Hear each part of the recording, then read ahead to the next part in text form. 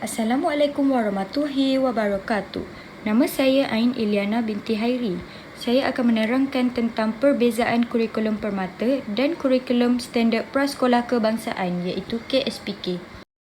Taman Asuhan Kanak-Kanak dikenali sebagai TASKA merupakan mana-mana premis yang menempatkan 4 orang atau lebih kanak-kanak di bawah umur 4 tahun. Lebih daripada satu isi rumah diterima masuk untuk dijaga dengan upah. Program ini memberi perkhidmatan kepada masyarakat luar bandar, bandar dan pinggir bandar bagi golongan yang berpendapatan rendah dan miskin.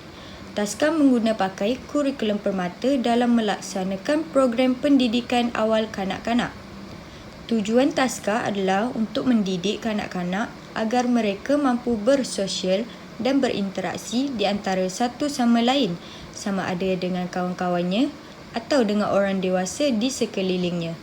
Kurikulum permata merupakan satu program pendidikan termasuk kurikulum dan co-kurikulum yang merangkumi semua pengetahuan, kemahiran, norma, nilai, unsur budaya dan kepercayaan untuk membantu perkembangan seorang murid dengan sepenuhnya dari segi jasmani, rohani, mental dan emosi, serta untuk menanamkan dan mempertingkatkan nilai moral yang diingini. Konsep asas kurikulum pendidikan awal kanak-kanak mengikut 2 peringkat berdasarkan tahap umur kanak-kanak. Peringkat pertama, TASKA untuk kanak-kanak di bawah 4 tahun. Peringkat kedua, prasekolah atau tadika untuk kanak-kanak berumur 4 hingga 6 tahun. Oleh itu, pendidikan prasekolah adalah program yang menyediakan pengalaman pembelajaran kanak-kanak yang berumur 4 hingga 6 tahun selama setahun sebelum masuk ke tahun 1. Kepentingan konsep pendidikan awal kanak-kanak memenuhi tahap pertumbuhan dan perkembangan menyeluruh kanak-kanak. 90% daripada perkembangan otak juga berlaku secara optimum sebelum kanak-kanak mencapai umur 5 tahun. Perkembangan kognitif adalah pesat semasa berumur 2 tahun hingga 6 tahun. Perbezaan dalam kurikulum permata negara dan kurikulum standard prasekolah kebangsaan KSPK. Matlamat KSPK bertujuan memperkembangkan potensi murid berumur 4 hingga 6 tahun secara menyeluruh dan bersepadu dalam aspek jeris iaitu jasmani, emosi, rohani, intelek dan sosial. Melalui persekitaran pembelajaran yang selamat dan menyuburkan serta aktiviti pembelajaran yang menyeronokkan, kreatif, menanam keyakinan dan membentuk konsep kendiri yang positif pada diri murid agar mereka bersedia untuk menghadapi cabaran dan mengikuti pembelajaran seterusnya. Matlamat permata untuk menyediakan program asuhan dan didikan awal yang bersepadu untuk kanak-kanak yang berumur 0 hingga 4 tahun. Kurikulum ini juga menyediakan peluang kepada kanak-kanak untuk mendapat pengalaman pembelajaran awal yang berkualiti untuk melahirkan model insan negara yang mempunyai sahsiah mulia, kerohanian yang mantap, kecerdasan intelek yang tinggi, menghargai kepelbagaian budaya, patriotik, mengamalkan gaya hidup sihat. Perbezaan aktiviti pembelajaran kurikulum standard prasekolah kebangsaan dan kurikulum permata. Kurikulum standard prasekolah kebangsaan KSPK. Pembelajaran berpusatkan murid, belajar melalui bermain, pembelajaran berasaskan projek, pendekatan bersepadu, pendekatan bertema, pembelajaran kontekstual dan pembelajaran kepelbagaian kecerdasan. KSPK merupakan peningkatan tahap kognitif daripada kurikulum permata negara kanak-kanak 4 ke 6 tahun yang menggunakan KSPK sebagai kurikulum mempunyai asas pengetahuan dalam suatu bidang pembelajaran.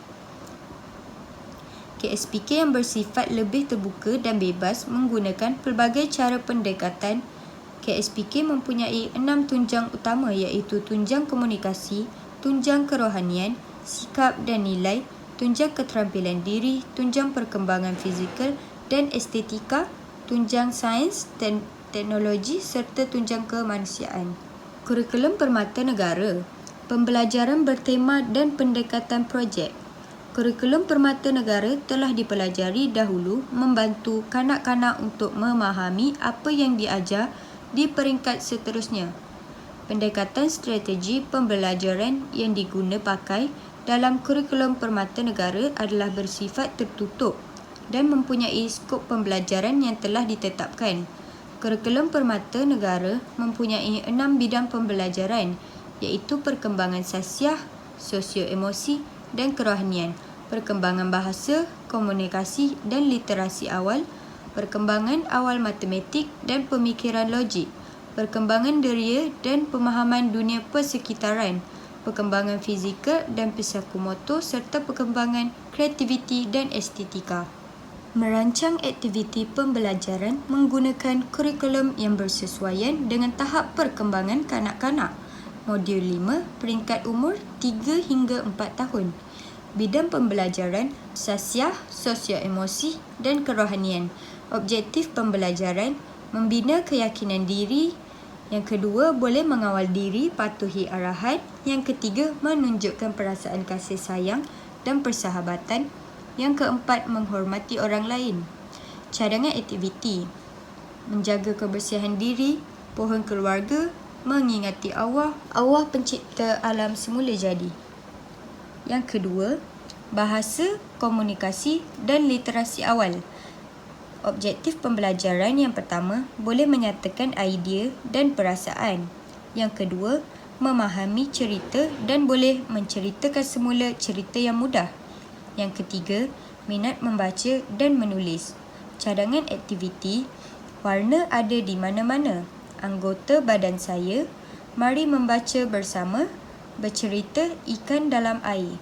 Bidang pembelajaran yang ketiga, awal matematik dan pemikiran logik. Objektif pembelajaran yang pertama, boleh membanding, membeza, mengumpul dan mengikut rentak muzik. Yang kedua, mengecam bentuk-bentuk geometri di persekitaran. Cadangan aktiviti seperti susun bongkar, mengenali diri saya, cuba mengingati objek. Bidang pembelajaran yang keempat, deria dan pemahaman dunia persekitaran. Yang pertama, menguatkan penggunaan deria. Yang kedua, faham konsep asas tentang ciri-ciri benda hidup dan bukan hidup. Cadangan aktiviti: tiru bunyi haiwan, memerhati haiwan bergerak, lihat bola bergolek, mari hasilkan bunyi. Bidang pembelajaran yang kelima ialah fizikal dan psikomotor. Objektif pembelajaran yang pertama, boleh mengawal pergerakan motor halus. Yang kedua, boleh mengimbang badan, memanjat dan bergayut. Cadangan aktiviti: mari bermain doh, merangkak dalam terowong. Bidang pembelajaran yang keenam, kreativiti dan estetika. Objektif pembelajaran pertamanya, kreatif mencampur warna untuk menghasilkan warna baru. Yang kedua, mahir memilih alat untuk menghasilkan sesuatu yang kreatif. Cadangan aktiviti seperti mewarna batu, warna di alam semula jadi, bunyi dari anggota badan.